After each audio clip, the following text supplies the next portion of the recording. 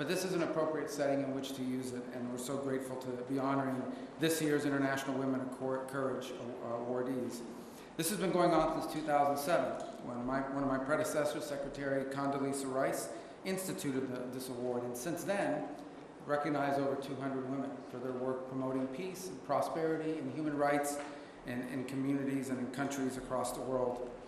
And what we recognize here more than that is not just their work, but the fact that they do so oftentimes at extraordinary risk to themselves, to their families, to their loved ones. Not just important work, but work that took courage. And that's why we recognize 8 women with the International Women of Courage Award here today. I'd briefly like to honor a leader. You saw her a moment ago, Katrina Fotova. Did I say that right? Katrina, we call her Kat. There. And she's done a great job. Without you and your team putting this together, it would not have been possible. Thank you.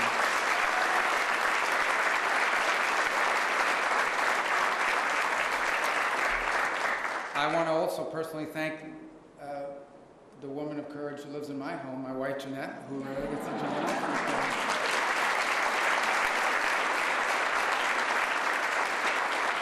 And I say that relatively speaking because, courage is, there are challenges with 3 kids under 22 years of age or 23, as you know, especially a 17-year-old that's still in high school, and they have the world figured out. Anyway, thank you, because without her, I would not be able to do this. So we thank you very much and for being here today. At the State Department and under President Trump, we try to take every opportunity to defend and to promote women and girls across the world. During his first term, President Trump made women's economic opportunity an imperative. He established the Women's Global Development and Prosperity Initiative, which to date has reached over 12 million women worldwide. At home, during his first term, female unemployment reached the lowest level in 50 years. President Trump also signed the Women, Peace, and Security Act, a bill that I was very proud to have been a co-sponsor of when I was in the Senate. And it was the first comprehensive law passed in any country in the world, first law passed by any country anywhere in the world, focused on protecting women and promoting their participation in society. President Trump is also working now to fulfill his promise to end a brutal war that's going on in Europe as well as in the Middle East. Wars that aren't just costing the lives of soldiers and civilians, but where women in these wars, in these conflicts, as you will hear somewhat today, are kidnapped, and they're assaulted, they're displaced, they're killed, their families are in danger. And one of our honorees today knows that too well, because on 7th October of 2023, Amit Susana was abducted from her home by Hamas. And upon her release, she shared details of the sexual violence she endured as a hostage, which allowed medical professionals to document the atrocities that she suffered. And this was at a time when people were denying that these atrocities were being committed, and even blaming Israel for Hamas's brutality. Her bravery, her advocacy brings much needed attention to the scourge of sexual violence and conflicts all over the world. Even as I speak to you now, there is sexual violence going on somewhere in the world in these various conflicts. It is a scourge. There is so much more to be said about the accomplishments and the courage and the leadership of each of these great women. And let me reaffirm the importance of protecting women and girls and promoting their well-being are American goals. But they also happen to be a strong goal of our president, President Donald Trump. So to our honorees, congratulations and thank you for your work to create a safer and more secure and just world. In a moment, it'll be my distinct honor to welcome the First Lady of the United States to speak to you. She too is a woman of tremendous courage and a great accomplishment. She's an inspirational leader. Through her Be Best initiative and her work now advocating the Take It Down Act, she's protected women and girls online and promoted their health and well-being. So Madam First Lady, thank you so much for being with us today. I look forward to continuing to work with you to promote the well-being and prosperity of Americans. So ladies and gentlemen, please help me welcome, it's a great honor to welcome the First Lady of the United States, Melania Trump.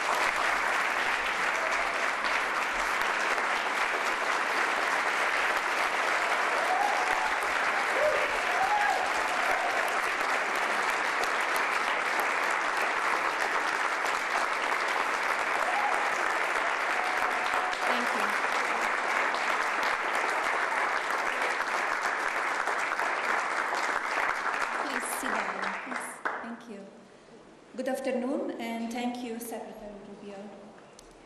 Throughout my life, I have harnessed the power of love as a source of strength during challenging times. Love has inspired me to embrace forgiveness, nurture empathy, and exhibit bravery in the face of unforeseen obstacles. Today, we celebrate courage, a strength that is based in love. This truth is illustrated through our honorees, who prove that love can inspire extraordinary valor, even in the face of vulnerability. Their remarkable stories, a testament to the power of love in practice for family, community, and our world. This is especially evident in places where their passion defies convention and when it has been shown at great personal risk of stigma, persecution, or harm. The courageous Georgiana Pescu, one of our award recipients, exemplifies love in action. Georgiana is a watchdog who defends the dignity of Romanians whose voices cannot be heard. She fearlessly enters facilities designated as care centers to rescue people with disabilities who are unwittingly held captive. In fact, Georgiana usually shows up unannounced and discovers the unimaginable. Helpless adults and children bound, sedated, starving, and in extreme cases dying. Thanks to Georgiana's brave work, dozens of offenders have been charged with human trafficking, exploitation, and even organized crime.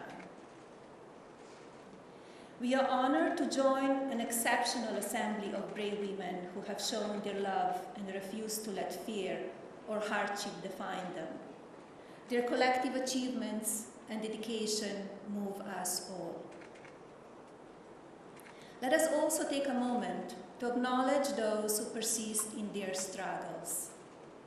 For each of them, love serves as a powerful catalyst, instilling a profound sense of purpose in their endeavors. To the women who are driven to speak out for justice, even though their voices are trembling. To the women who are motivated to rise up for their community when others remain indifferent. To the women who feel compelled to heal wounds caused by hatred and cherish peace. The 2025 International Women of Courage Award recipients came from diverse backgrounds and regions. Yet, love transcends boundaries and territories. It is a universal language. Their courage propels us of humanity forward by advocating to end violence against women and girls, promoting democratic governance, defending human rights, championing education, and fighting injustice. Through their efforts, they instigate progress for all of humanity. These extraordinary women illuminate the transformative power of love in shaping our world. Their journeys remind us that true courage is born from a deep commitment to others, showing that love fuels the call for justice. Through their brave actions, they inspire us to embrace our own potential for change, teaching us that while courage drives us forward, it is love that lays the groundwork for lasting impact. Let their stories motivate us to take courageous steps, knowing that each act of love can spark a ripple of transformation. Thank you, and thank you for being here today.